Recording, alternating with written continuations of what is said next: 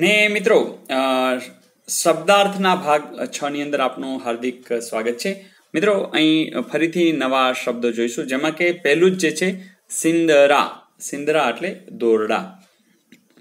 આપણે કહીએ છીએ ને બહુ સિંદરા તાયણા, તો અહીં સિંદરા એ સિંદરી, સિંદરા એ શબ્દ દોરડા દોરડીના અનુસંધાને છે।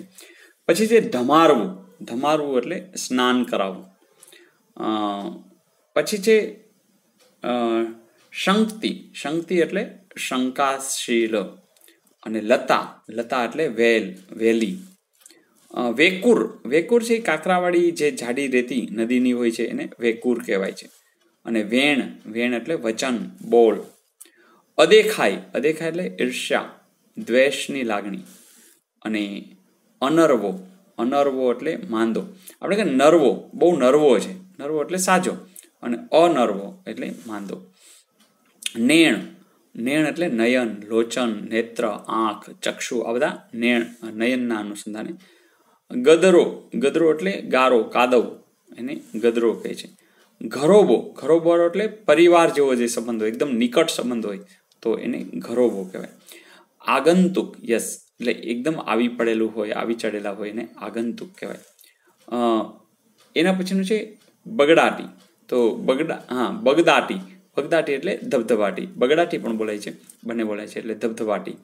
વેઠિયા એટલે કે મહેનત, મહેનતાણા વિના જે કામ કરે છે એ વેઠિયા। નિર્ભીક। નિર્ભીક એટલે ભય વિનાના, નિડર। ગાયબ। ગાયબ એટલે અદૃશ્ય થઈ જવું।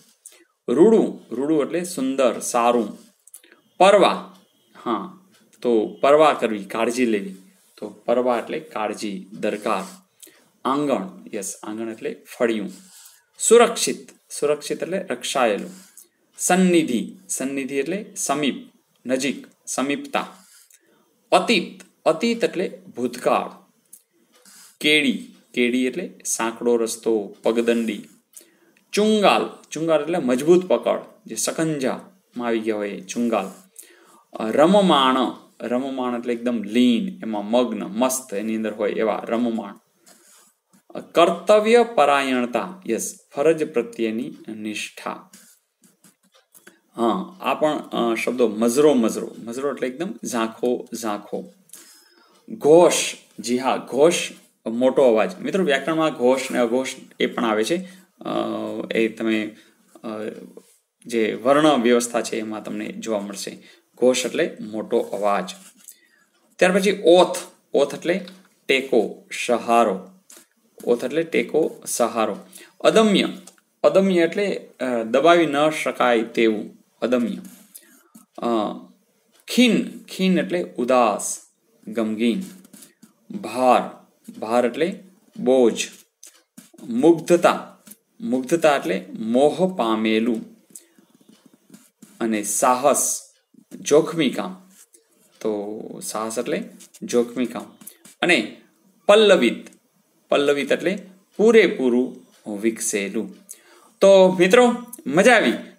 ફરીથી એકવાર નજર કરી લેશું, જોઈએ તો અહીં સિંદરા એટલે દોરડા, ધમારવું એટલે સ્નાન કરાવવું, શંક્તિ એટલે શંકાશીલ, લતા એટલે વેલ, વેલી, વેકુર એટલે કાંકરાવાળી જાડી રેતી, વેણ એટલે વચન, બોલ, અદેખાય એટલે ઈર્ષા, દ્વેષની લાગણી, અનરવો એટલે માંદો, નેણ એટલે નયન, લોચન, નેત્ર, આંખ, ચક્ષુ, ગદરો એટલે કાદવ, ગારો, ઘરોબો એટલે પરિવાર જેવો સંબંધ, નિકટતા, આગંતુક એટલે આવી ચડેલું, બગદાટી એટલે ધબધબાટી, વેઠિયા મહેનતાણા વગર કામ કરનાર, નિર્ભીક એટલે નિડર, ગાયબ એટલે અદૃશ્ય, રૂડું એટલે સુંદર, સારું, પરવા।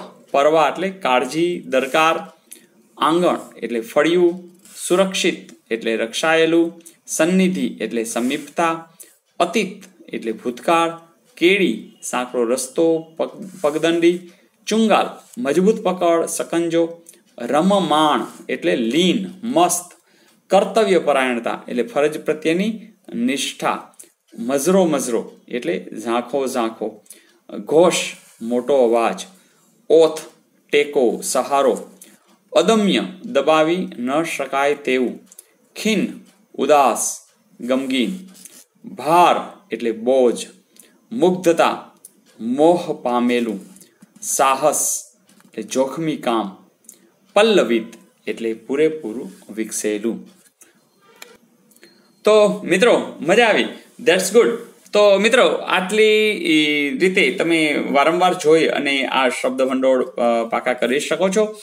શબ્દ ભંડોળ છે એ ભાષાની અભિવ્યક્તિ માટે ખૂબ ઉપયોગી થવાનું છે. તો મિત્રો બસ વધુ તૈયારી કરતા જ રહેશું.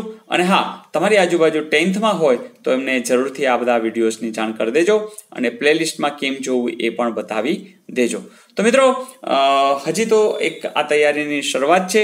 તમે જેમ જેમ જોડાતા જશો, તમારી કોમેન્ટ્સ આવતી જશે, એમ મારો પ્રયાસ તો રહેશે જ કે તમને વધુ ને વધુ કંઈ ને કંઈ ભણવાની જે આનંદની પ્રોસેસ છે એમાં જોડવાનો પ્રયાસ કરતો રહું.